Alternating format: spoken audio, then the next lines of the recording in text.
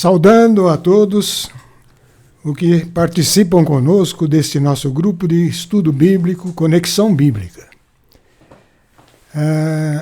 Mais uma vez, estamos aqui para falar das coisas de Deus, das coisas da Sagrada Escritura, aquilo que é tão importante compartilhar entre nós. Todos nós devemos estar crescendo no conhecimento de nosso Senhor Jesus Cristo e precisamos partilhar isso uns com os outros. Nós tratamos aí nas últimas semanas sobre a carta que Jesus deixou às 7 igrejas, né? Quando aparece o número 7 na Bíblia, está falando de algo completo, né? 7 dias da criação, as 7 igrejas, o total das igrejas ao longo do tempo. E ele realça problemas que podem haver na igreja. A igreja é um local de reunião daqueles que se converteram, mas que precisa ser edificante e precisa tomar alguns cuidados. Então isso nós vimos nas últimas semanas e a gente vai realçar, antes de dar início ao tema de hoje, né, realçar alguns perigos que existem nesse convívio na igreja. Só para lembrar, tá, pessoal? Só para ficar aí na nossa cabeça. Antes até de fazermos a nossa oração para tratarmos do assunto de hoje. Tá? Então, lembrando, é importante pertencer a uma igreja cristã e é importante estar atento aos problemas. Tá? O primeiro probleminha que aparece, ele parece bonitinho, mas ele é perigoso. Né? É aquele que Jesus alertou, que é arrefecer o primeiro amor. Quem é o primeiro amor? Todo cristão, naquele dia da conversão, se entrega com toda a sua alma a Jesus Cristo. Ele declara Jesus Senhor de sua vida e crê que Ele é o Filho de Deus, aquele que pode lhe dar a vida eterna. Né? Então, nesse instante, ele está ligado a Jesus Cristo e recebe uma graça enorme, a presença do Espírito de Deus. Agora, a partir deste momento, ele vai conviver com outros cristãos e esse convívio não pode se tornar uma rotina, algo que seja um convívio agradável, que pessoas com os mesmos propósitos, mas que vai virando um lugar de reuniões, um lugar de passatempo, um lugar de troca de outros tipos de informações. Então, isso significa arrefecer o primeiro amor. Você deve estar nas igrejas com foco naquele que é o Senhor, Jesus Cristo, para partilhar as coisas de Jesus Cristo, estar atento a tudo o que Ele nos disse, e estar trazendo revelações sobre as coisas que Jesus deixou para nós na Escritura. Então, esse é um primeiro alerta. Vamos deixando aqui. Segundo alerta é com respeito à penetração das coisas do mundo dentro da igreja, que temos que estar atentos, porque pode acontecer e nós precisamos ter uma posição em relação àquilo. Não digo que você vai deixar aquela igreja, mas deve estar alertando, deve estar ajudando a vencer esses perigos, que é a tendência de entrar as coisas do mundo, os valores do mundo, os padrões do mundo no convívio na igreja. Né? Então, lembra, Israel sofreu esse tipo de ataque por parte de Satanás através daquele vidente que ensinou um rei que queria destruir Israel a fazer o povo de Israel comer a carne imolada aos ídolos, ou seja, partir para as carnalidades do mundo. Então essas tendências de trazer padrões do mundo, os apetites do mundo para dentro da comunidade cristã, conversas desse tipo, isso tem que ser barrado, né?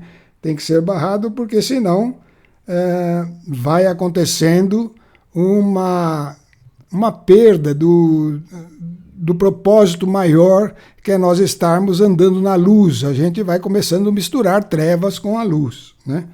Também tem a história da doutrina dos nicolaítas, outro perigo das igrejas, que é aquela história da pessoa se acomodar. Não, eu sou um cristão, vou lá, ouço, saio de lá e beleza, vou viver a minha vida. Eu não estou preocupado em crescer em Cristo. A igreja não é para ter alguém lá em cima, numa posição de autoridade, e os outros lá embaixo sempre igual. É preciso estar crescendo. É um processo de vida que pega a criança, traz ela à condição de adolescente, depois de jovem, depois de adulto, então a ponto de estar cada vez mais crescendo em Cristo, na natureza de Cristo. Isso deveria ser o fluxo dentro da igreja, né? Então, criar castas e doutrinas dos nicolaítas é isso, e separações, esse daqui cuida disso, aquele daquilo, e cada um fica na sua.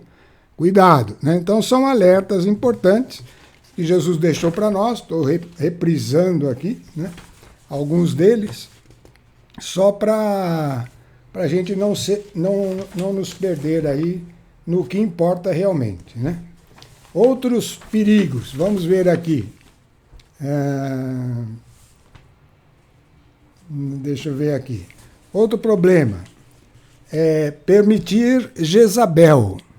Isso é uma coisa moderna, da atualidade. Jezabel foi uma mulher que se uniu ao rei de Israel e não era judia, como a lei exigia.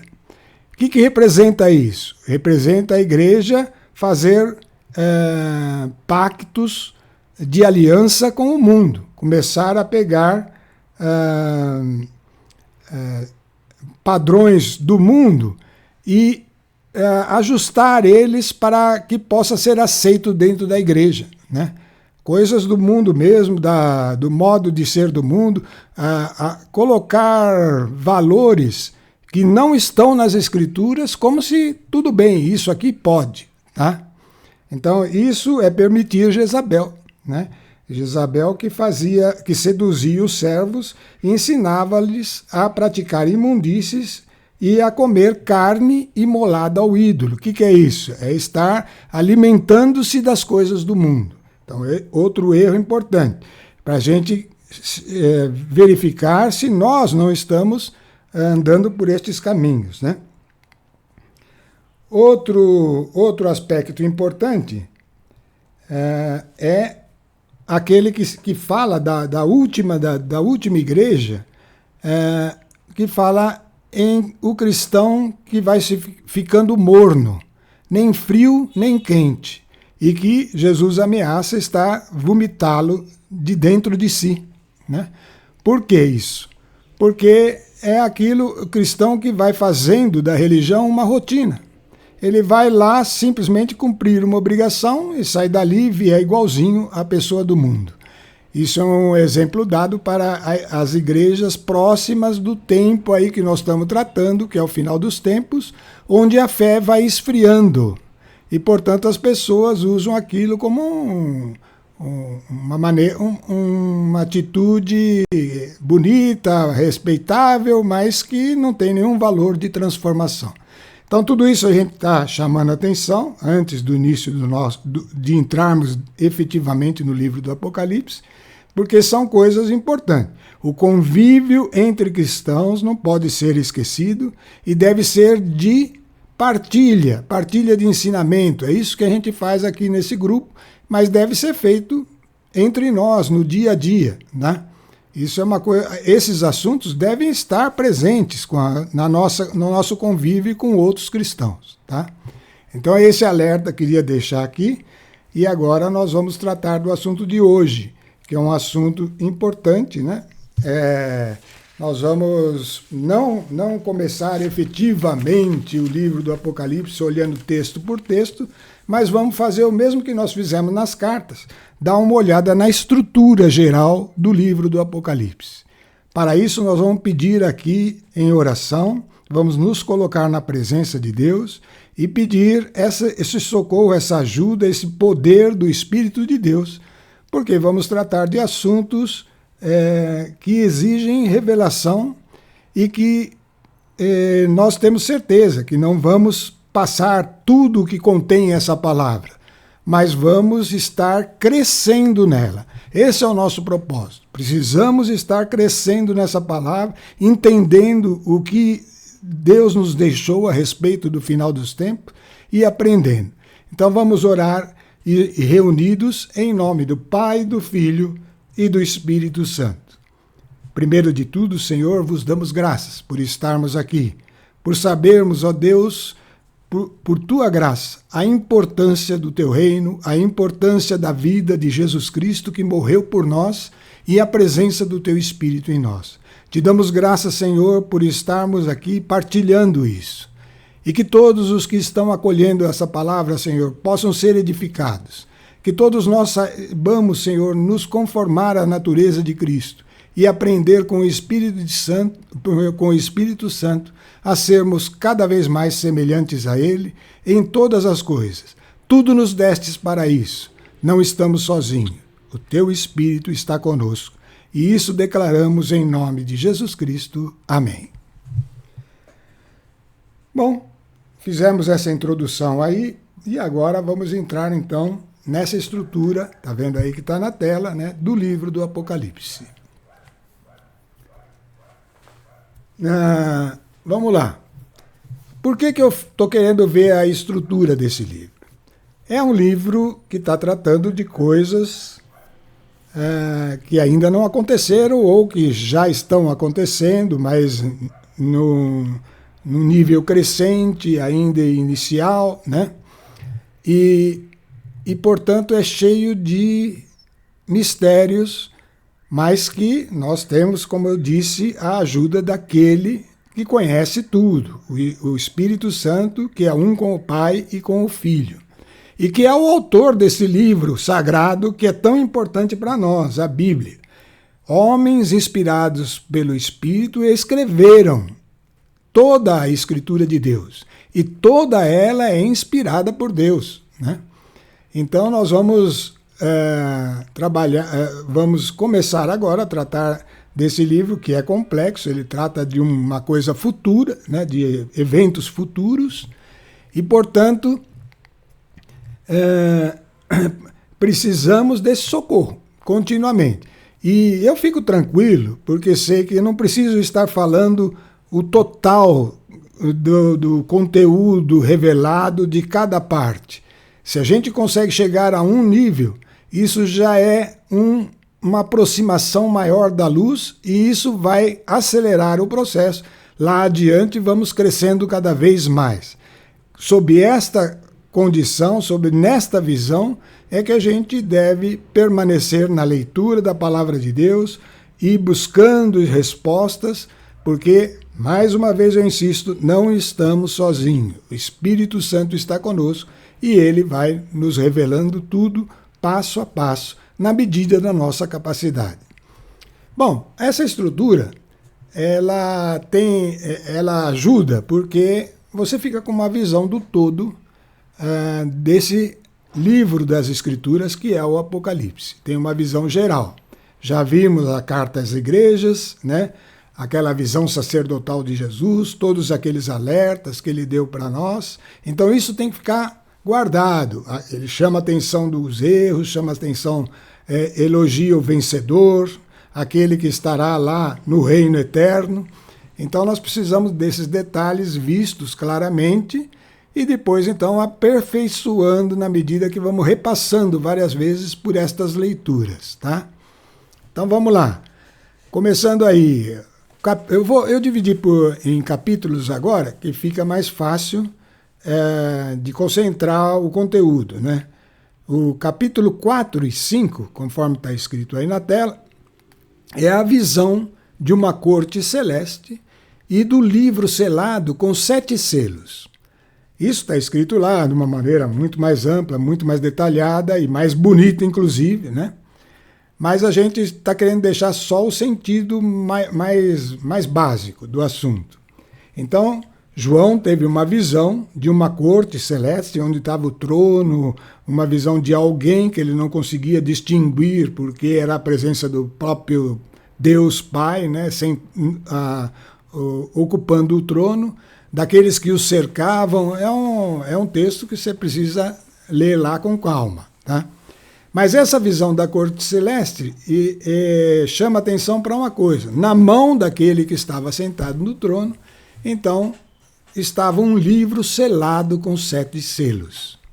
E quando aquele que estava no trono lançou essa questão, quem será digno de romper? Houve um silêncio. E João, que estava vendo a visão, ele sentiu dentro dele uma dor profunda e começou a chorar, né? Porque viu que ninguém era digno de abrir o livro. E é nessa hora, então, que a gente entende, porque neste momento se manifesta o Cordeiro de Deus, aquele que morreu por nós e que, se fazendo homem, se tornou capaz de abrir este livro. E é assim que a gente começa a entender o que é esse livro selado, né? Esse livro que estava selado até esse momento aí, na verdade, era todo o propósito de Deus para a criação do homem. Você, eu, homem e mulheres que estão no mundo, tá? O propósito para nós era bom, e Deus viu que era muito bom. Dentro da sua justiça, que permite, que não falha em momento algum, né? De modo que é uma coisa plena de justiça e tem um propósito maravilhoso, que é gerar os filhos para Deus para uma vida eterna, em comunhão com Ele. Mas esse livro estava selado, né? E aí a gente entende que selado por quê?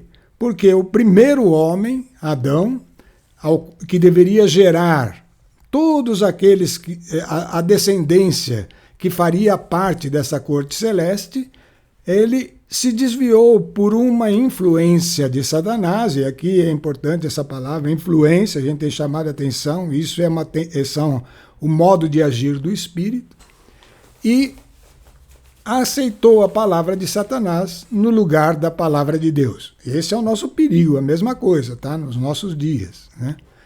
Então, ele, ao aceitar isso, ele selou o propósito de Deus. Satanás achou que estava ganhando aí atingindo aí o seu objetivo, né? E foi aí então que Deus, na sua onisciência, já sabia que isso aconteceria. E já sabia que um novo Adão viria. E esse novo Adão era Jesus Cristo, que viria agora, fazendo-se homem, nascendo da mulher como homem, e vivendo nesse mundo nas limitações do homem, para então vencer a morte, ressuscitar e tornar-se digno de abrir o livro selado, tá? Então, estava resolvido esta questão. Então, essa é a primeira etapa dessa estrutura agora, da parte final do Apocalipse, né? Essa visão. No capítulo 6 e 7, vão começar a ser abertos os 7 selos. Então, o que significa isso? Significa que aquilo que estava no coração de Deus vai se cumprir agora, porque agora alguém foi digno de abrir os selos e liberar o poder para que se cumpra o plano de Deus. Lembre-se, um esclarecimento, que é um plano perfeito na justiça, de modo que os que quiserem rejeitar esse plano estarão livres para isso. Eles podem rejeitar. Isso acontece com os anjos e acontece com os homens, que são criação de Deus. Nós já falamos bastante disso, porque Deus criou tanto os anjos como os homens como um ser, e um ser tem que ter essa capacidade de escolha, né? Então, o capítulo 6 e 7 vai falar que esse poder passa a ser liberado para a realização do plano de Deus. Então nós temos uma visão antecipada dos salvos. Logo nesse capítulo já tem uma visão antecipada, ou seja, está mostrando claramente o plano de Deus.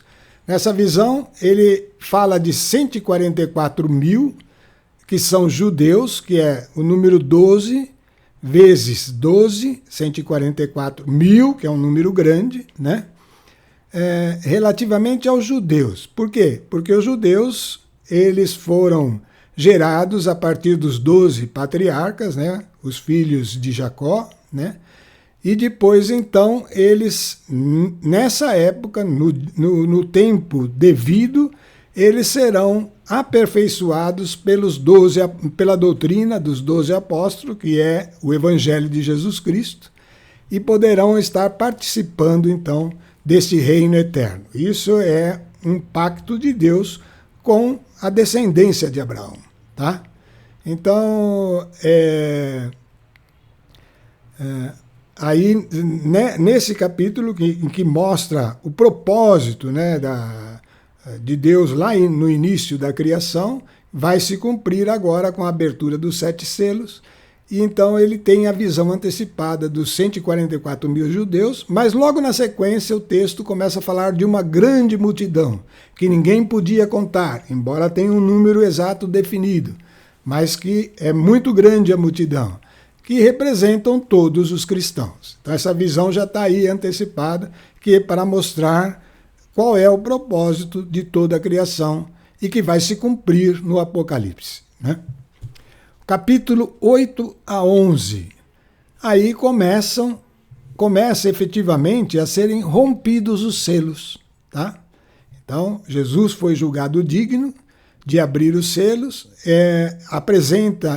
o livro apresenta uma visão antecipada de quem vão ser beneficiados por isso, que é aqueles que se salvam, tanto dos judeus quanto dos gentios, né? Mas no capítulo 8 a 11, ele vai mostrar a abertura dos selos e o que está envolvido nesse poder, tá? Então, a abertura do 7º selo.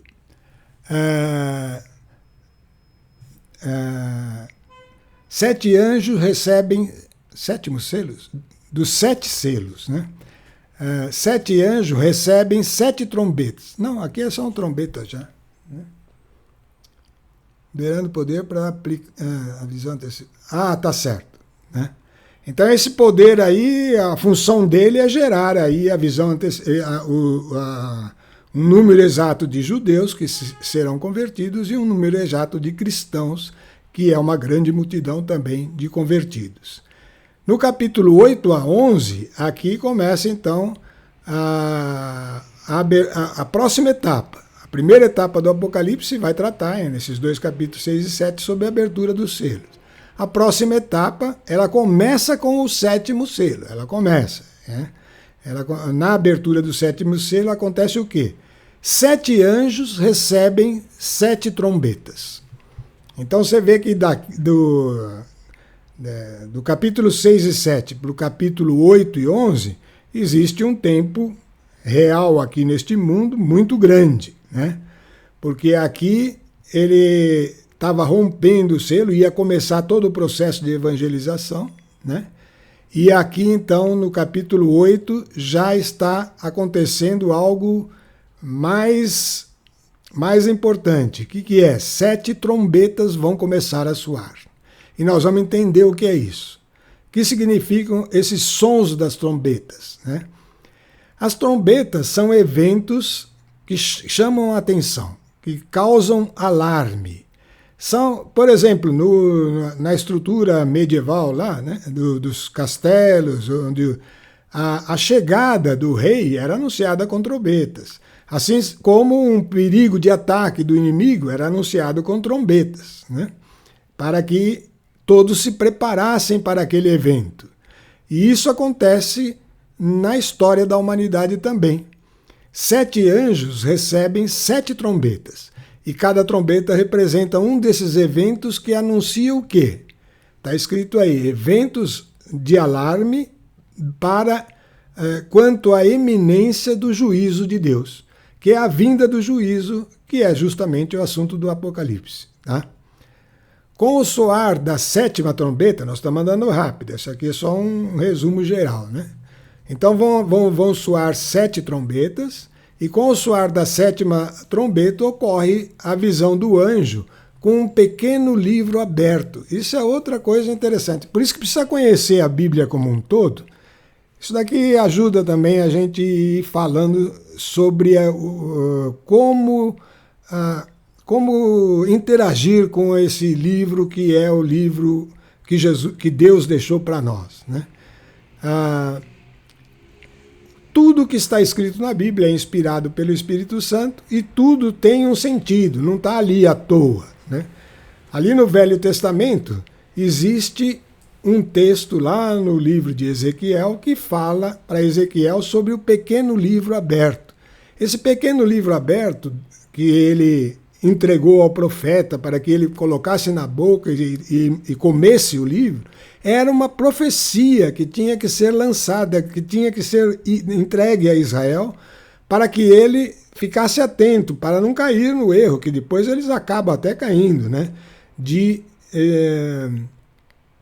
se deixar envolver pelas nações pagãs, tá? Mas, de qualquer forma, a profecia tem que vir pela justiça de Deus. E agora, novamente, tem um pequeno livro aberto, que é algo que Deus está disponibilizando e que deve ser engolido. Por quê? Porque ele neste momento das trombetas, né? Da abertura do 7º selo, vai acontecer algo que será necessário a manifestação de 2 testemunhas que estarão fazendo o papel de Elias, que Elias fez para Israel e que João Batista fez para nós. Então essas 2 testemunhas têm a ver com João Batista no Velho Testamento, com Elias do Velho Testamento e com João Batista para início da nova e eterna aliança, que foi um momento de alerta, de atenção, como é o caso das trombetas, né? E vão se manifestar 2 testemunhas com as mesmas características de Elias e de João Batista. E essas 2 testemunhas vão se manifestar testemunhas vestidas de saco por 1260 dias estarão no mundo, né? Isso aqui não é uma explicação do livro do Apocalipse, é só saber como é a divisão do assunto, né? Então, primeiro, a abertura dos 7 selos, e quando chega no 7º selo, então, iniciam-se 7 trombetas, eventos alarmantes. Com a 7ª trombeta vem essa proposta de alguém receber o pequeno livro e anunciar, fazer a pregação. Vai ser um momento importante para a humanidade. A gente sabe que no final dos tempos a fé está em declínio, que existe apostasia. A apostasia vai estar acontecendo. Mas é preciso ainda resgatar os últimos, né? E é por isso que as 2 testemunhas estarão andando pelo mundo. Vestidas de saco significa independente do mundo, não fazendo as coisas conforme o padrão do mundo, não dependendo em nada, nem nas vestes do mundo, tá? Porque elas estão ali com um único propósito, de trazer a última evangelização. Isso acontece por 1260 dias, que significam 3 anos e meio. Logo na sequência, essas 2 testemunhas são mortas pelas pessoas, pelos aqueles que estão dominando o mundo, e elas ficam mortas por alguns dias, até que, repentinamente, elas se levantam e são arrebatadas. Então esta é a figura que está lá para mostrar que essas testemunhas vieram com propósito específico de fazer uma última evangelização, morrem por isso, né? Mas imediatamente ressuscitam e retornam para Deus. Então essa é uma visão bem superficial ainda, nós vamos ver depois em detalhes, tá? Capítulo 12 a 14. Após o toque da 7ª trombeta, então aí acontece uma outra visão para João. Visão do dragão e da mulher, mostrando o arrebatamento da igreja. Esse é um assunto bem falado nas igrejas, né? Onde tem aquela visão da mulher que estava grávida a ponto de dar à luz, né? E que tinha na cabeça uma coroa com 12 estrelas ela estava grávida e o dragão se levantava contra ela. Um dragão se levantava contra ela e queria roubar o filho assim que ele nascesse. Assim que ele nascesse. Vamos entender isso aqui. Essa visão da mulher é muito comparada com Maria, né, que deu à luz a Jesus e Satanás queria de toda forma destruir Jesus, né? Mas não representa Maria aqui, porque essa mulher está mostrando a igreja. A igreja está, desde que foi criada, e agora sim é a igreja cristã, né? Desde que ela foi criada, gerando filhos para Deus. Ela ainda está grávida, nos nossos dias, está gerando filhos para Deus, né? Mas ela vai completar o número dos filhos de Deus. Isso vai acontecer no final dos tempos, cada vez mais a fé vai encerrando e o número dos filhos de Deus vão se cumprir conforme o plano de Deus, e é justamente isso que Satanás quer impedir. Por isso essa figura do capítulo 12 e 14, né? Aí, quando acontece naquele momento que o filho dá à luz, então ele é imediatamente arrebatado ao céu, que representa o arrebatamento da igreja. Foi quando se completar, a igreja vai ser arrebatada. E aí, pessoal, chegamos à primeira ressurreição. Esse é o ponto mais importante do foco da vida do cristão, é participar dessa primeira ressurreição. Porque esse filho gerado, que é completo, que é um número exato, ele está acontecendo desde o início do Evangelho de Jesus Cristo. E quando a igreja completar o número, então cessou o tempo da igreja, o corpo de Cristo está completo e será levado ao céu, né? Mas aí diz o seguinte, que Satanás se volta contra a mulher, que é a igreja, não arrebatada, e ela foge para o deserto por 1260 dias, novamente, né? No outro texto aqui, por 1260 dias, as duas testemunhas estavam testemunhando sobre a salvação, a necessidade de se voltar ainda das últimas conversões. E agora, novamente, por 1260 dias, se completa então o propósito de Deus com o arrebatamento da igreja. Fica só um resto, que é a igreja não arrebatada. Esse 1260, se você fizer as contas, são dias, são 3 anos e meio. 3 anos e meio, tá? 1260 dias antes de pregação das duas testemunhas e 1260 dias após a pregação, a ressurreição das duas testemunhas, a igreja vai para o deserto e permanece por 1260 dias.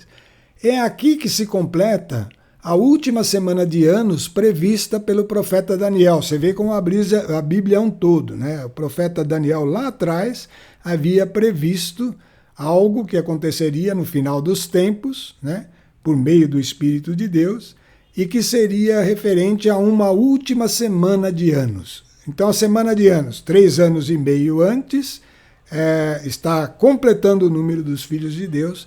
3 anos e meio depois, então a igreja que não foi arrebatada, mas que não aceita Satanás, foge e é perseguida, e é um momento de grande perseguição, mas ainda assim, ali vão se gerar alguns filhos para Deus, né?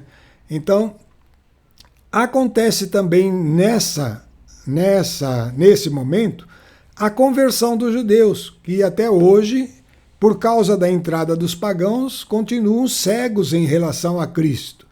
Essa conversão vai acontecer nesse período, e foi isso que Daniel previu, lá no capítulo 9, de 20 a 26, que é a conversão dos judeus.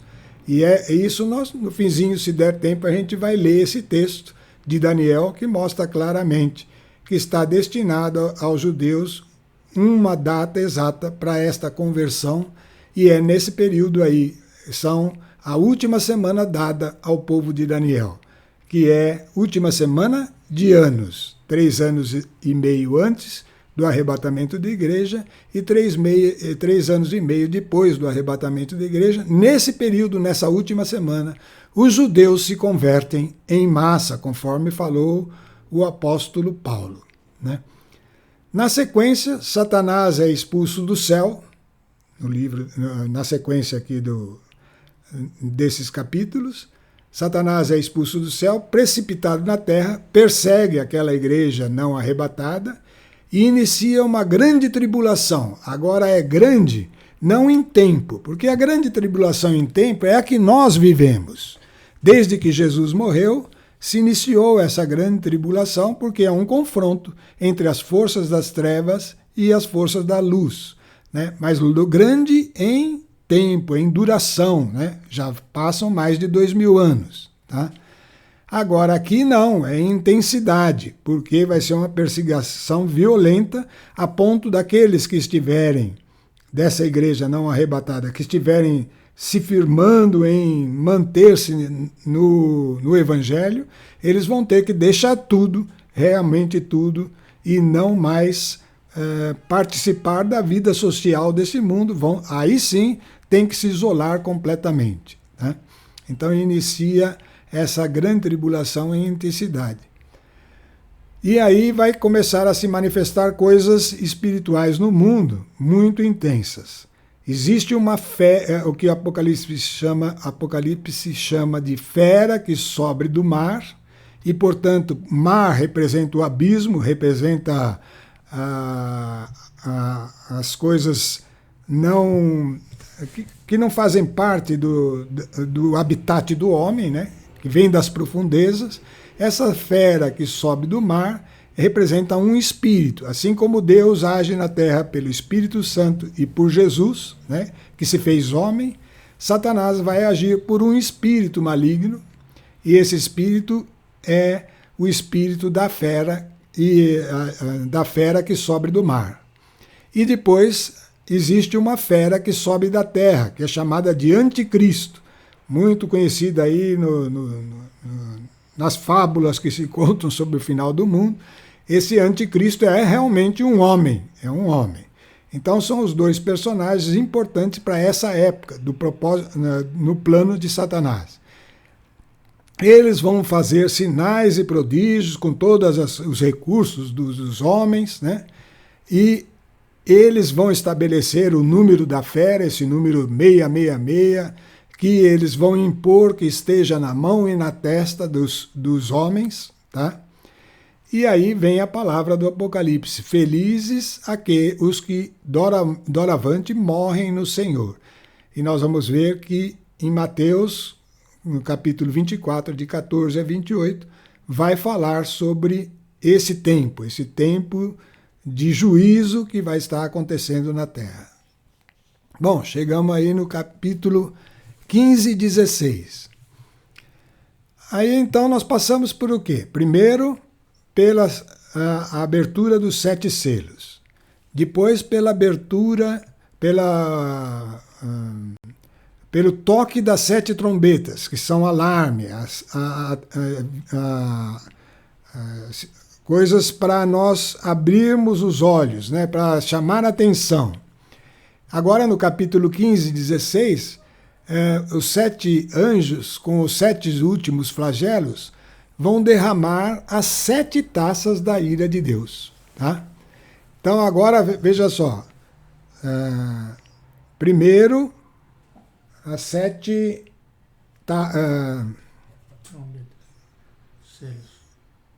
selos, depois as 7 trombetas e agora as 7 taças. Então o Apocalipse se desdobra nessas 3 etapas. Abertura dos 7 selos, logo no começo, Jesus fazendo. Depois o toque das 7 trombetas, um alerta para nós que está acontecendo. A trombeta é a etapa mais importante para nós, Tá? Quando a gente lê o texto em detalhes, a gente vai ver que ela é super importante. É o momento que nós já estamos começando a viver e que temos que discernir. Né? E depois as 7 taças, que aí já é o juízo. Né? E que se nós formos perseverantes em Cristo, no Evangelho de Jesus Cristo, a gente nem vai estar participando dessa fase, porque estaria arrebatado, como aconteceu ali naquela última semana. Né? Então, os 7 últimos flagelos, derramar das 7 taças da ira de Deus. Então, é a consumação do juízo da criação. E no capítulo 17 e 18, então, vem a condenação da Babilônia, lembrando que a Babilônia é aquele lugar onde Satanás concentra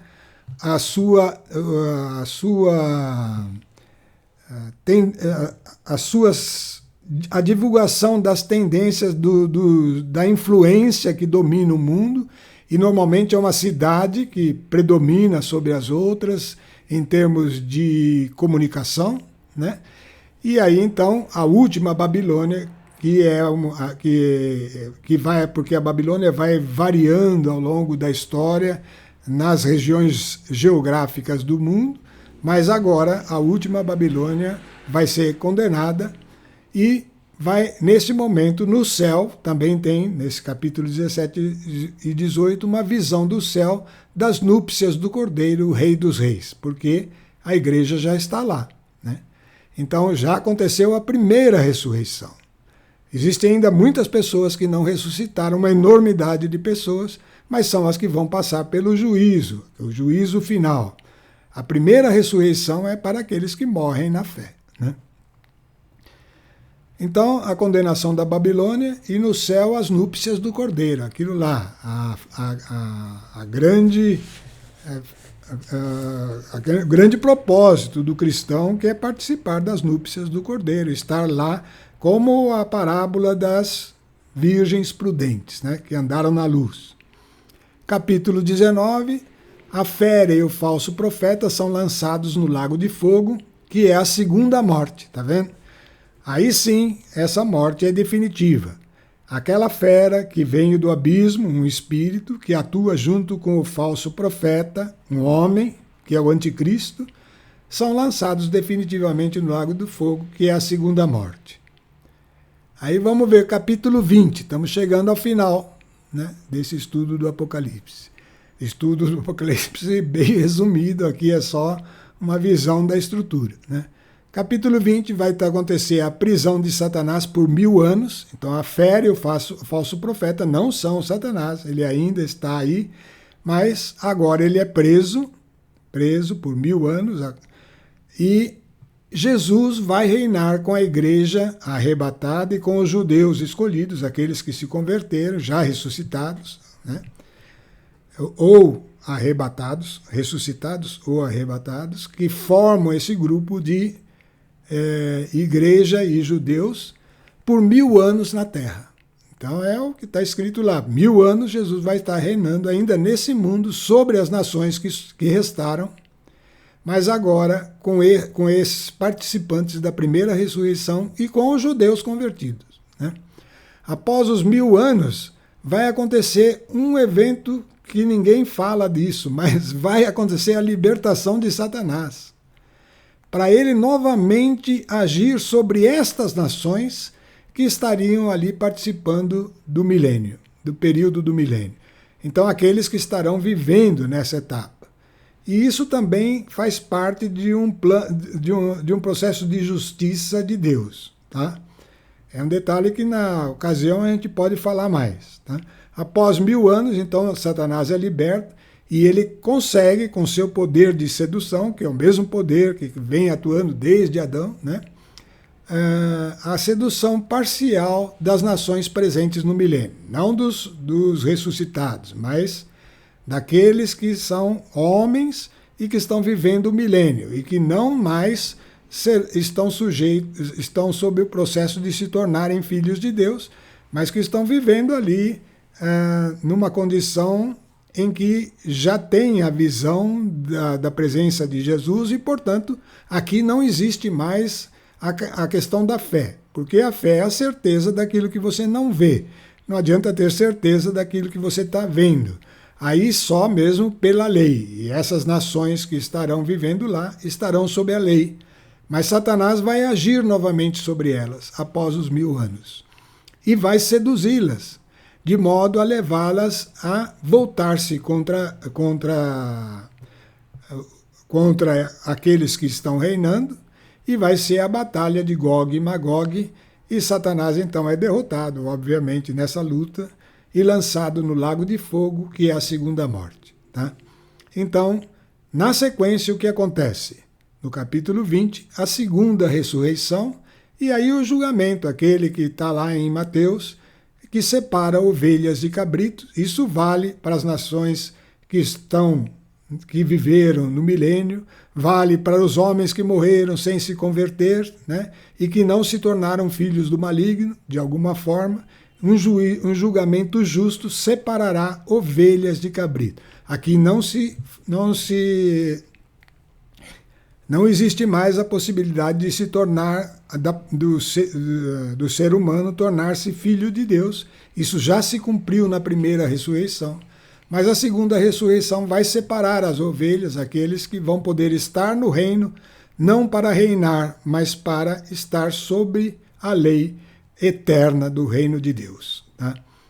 E aí então vem a visão da Jerusalém celeste e do reino eterno. Então essa é a estrutura do Apocalipse. É muita informação, mas aqui dá para a gente ter uma visão bem clara de tudo, desde este comecinho aqui, né? Bem clara, bem separada, vamos dizer. Quais são as partes do Apocalipse, então? Então, primeiro a abertura dos selos, depois o toque das trombetas com um anúncio importante da segunda vinda, depois nessa etapa acontecem coisas importantes, né? Coisas importantes, então vem as 7 taças. Então, esses três aspectos são o que move toda a estrutura do Apocalipse, né? Mas o propósito final é chegar a Jerusalém celeste e ao reino eterno. Só para a gente ter uma ideia desses 2 textos que foram citados aqui, Daniel 9, de 20 a 27, e Mateus 24, 14 a 28, nós vamos ler esse texto para encerrar o nosso assunto de hoje. Vamos lá, Daniel 9. A última semana dada ao povo de Israel. Olha que coisa que estava ali escrito e que vai se cumprir no final dos tempos, né? E aí é Daniel que está escrevendo, o próprio profeta Daniel, né? É o livro que ele deixou para nós. No versículo 20, capítulo 9, versículo 20, fala assim: falava ainda pedindo, confessando o meu pecado e o do meu povo. Ele estava se arrependendo diante de Deus, Israel estava deportado, depositando aos pés do Senhor meu Deus minha súplica pelo seu Monte Santo, que estava abandonado lá em Israel. Não havia terminado esta prece quando se aproximou de mim em um relance. Era a hora da oblação da noite, Gabriel, um dos anjos que a Bíblia cita em mais de uma vez, né? O ser que eu havia visto antes em visão. Então, esse é o anjo Gabriel. Deu-me para meu conhecimento as seguintes explicações. Daniel, vim aqui agora para te informar. Apenas havias iniciado a tua oração e uma palavra foi pronunciada. Eu venho desvendá-la a ti, porque és um homem de predileção. Presta, pois, atenção a este oráculo e compreende bem sua revelação. Então, Daniel estava orando por quem? Estava orando por Israel, pessoal. É pela nação de Israel que estava desviada, que tinha sido condenada por isso.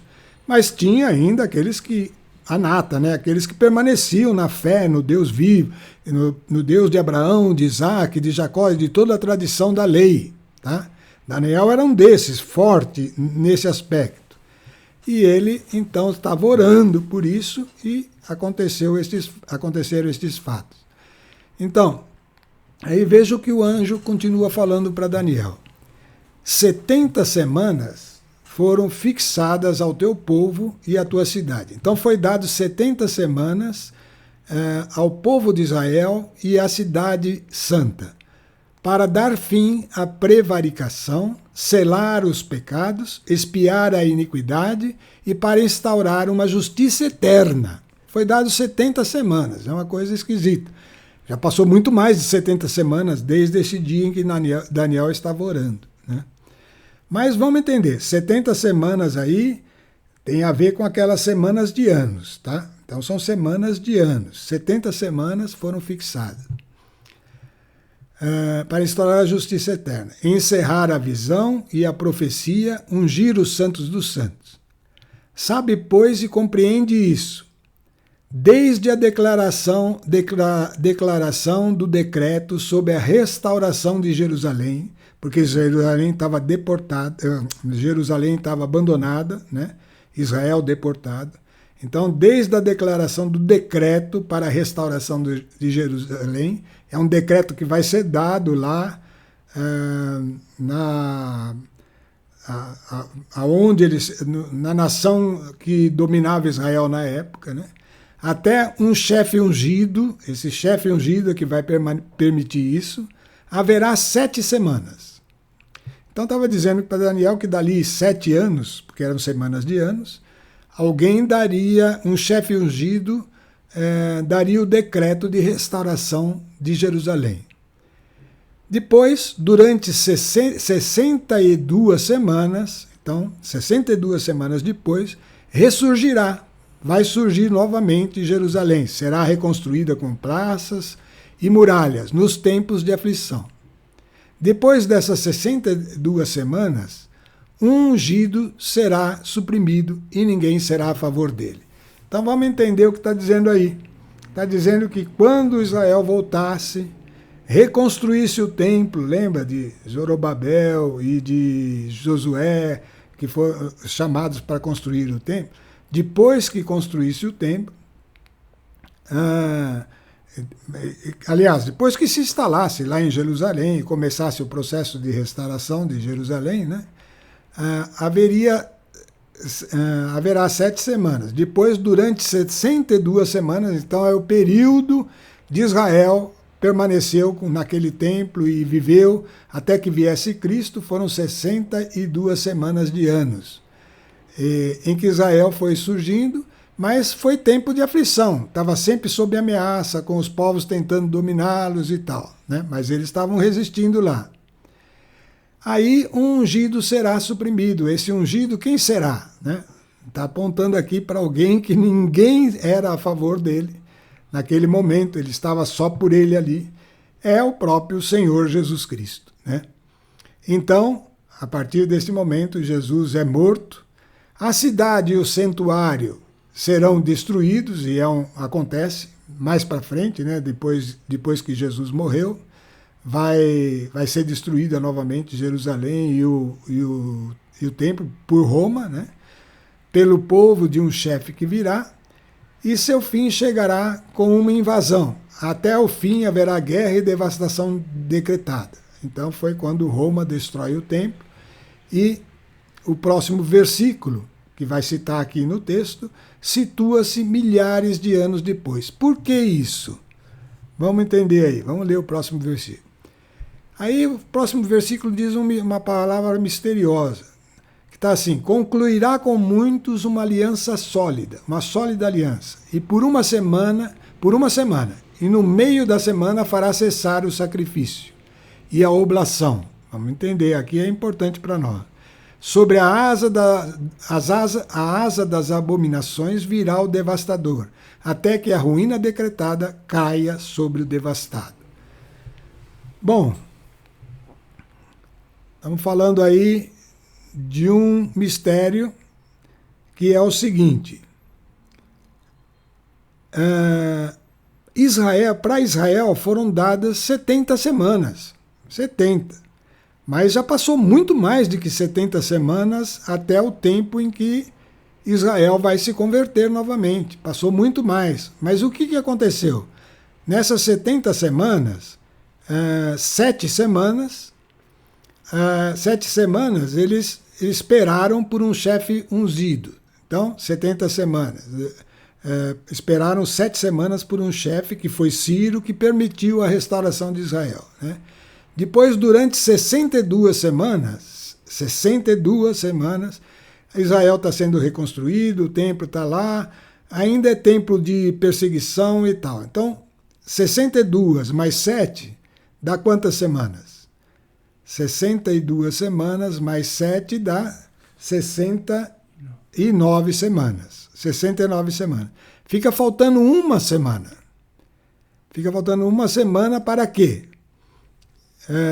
Para selar os pecados, expiar a iniquidade, ou seja, para a conversão plena e instaurar a justiça eterna. Tá? E ao mesmo tempo também encerrar o tempo do Evangelho. Mas para Israel é o momento da conversão deles. Né? Então essa última semana não aconteceu na sequência do tempo. Por quê? Porque Israel permanece cego desde esse dia aí. Desde que depois dessas 62 semanas, e mais aquelas 7 que já tinham sido contadas, Jesus foi condenado e Israel não conseguiu reconhecer nele o Salvador. Mas uma semana ainda foi dada para Israel. E esta semana vai ser exatamente aquele período que nós falamos. 3 anos e meio antes, vêm os profetas, os dois, que vão, as 2 testemunhas vestidas de saco, e nesse período haverá a conversão dos judeus e também a última oportunidade de evangelização para o mundo, e Israel em massa vai se converter naquele período, e aí então encerra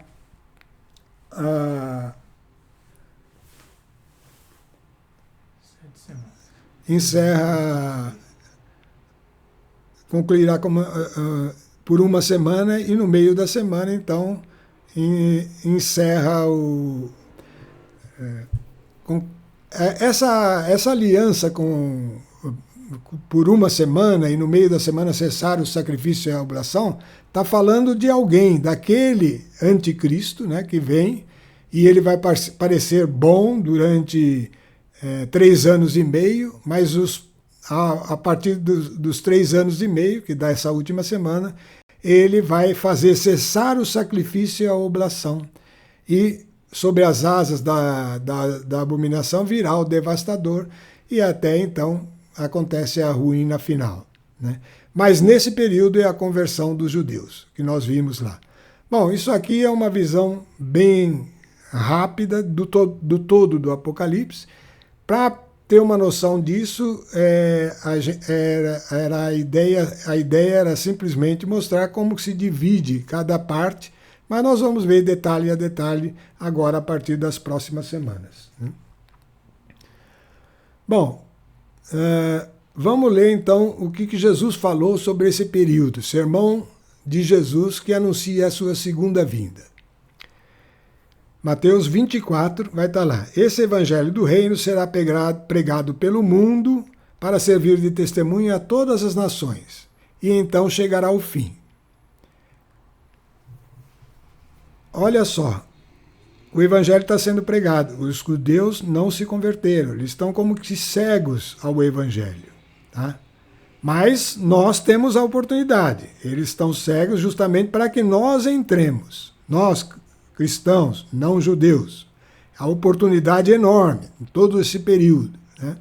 Então o evangelho do reino será pregado pelo mundo inteiro para servir de testemunha aqui a nós, todas as nações. Então chegará o fim. E aí, qual é o sinal, hein?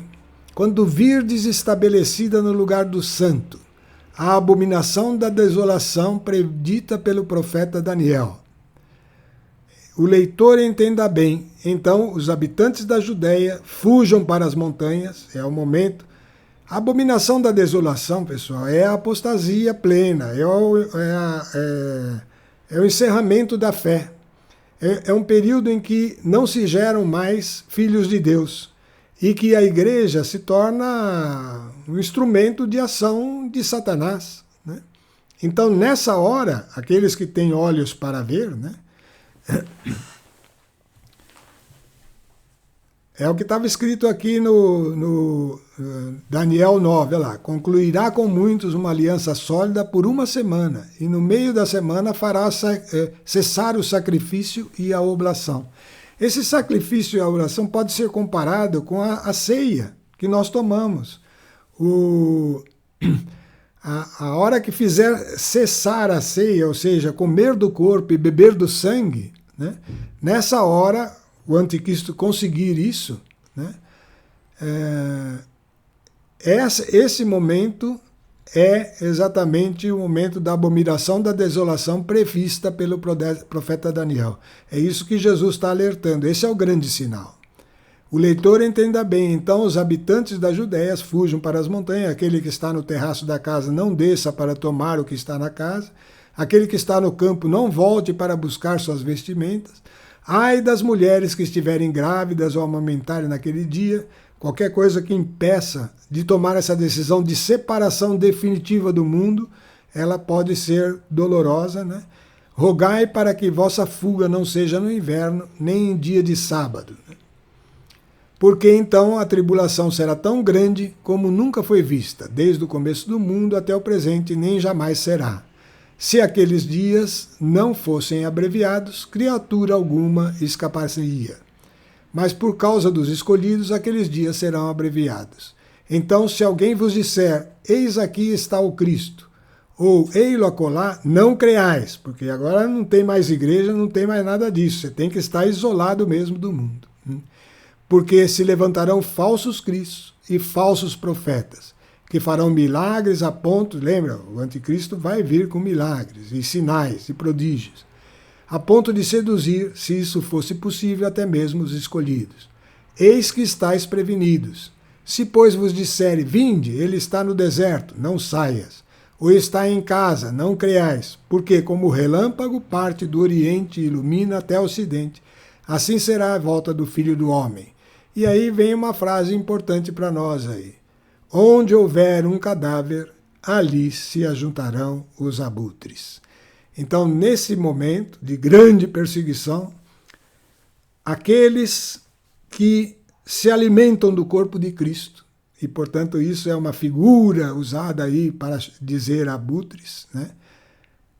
Esses vão reconhecer o lugar e que deve para se dirigir para estar para receber Jesus Cristo em sua vinda definitiva. Nesse tempo, nós já estaremos unidos a eles, porque a igreja já foi arrebatada. Isso é para aqueles que ficarem e passarem por aquela grande tribulação. Tá? Então, aqui o Apocalipse, ele termina com o seguinte texto. Logo após esses dias de tribulação, o sol se escurecerá, a lua não terá claridade, cairão do céu as estrelas e as potências do céu serão abaladas. Então aparecerá no céu o sinal do Filho do Homem. Todas as tribos da terra baterão no peito e verão o Filho do Homem vir sobre as nuvens, no céu cercado de glória e de majestade. Isso então Jesus deixou para nós. Nesse momento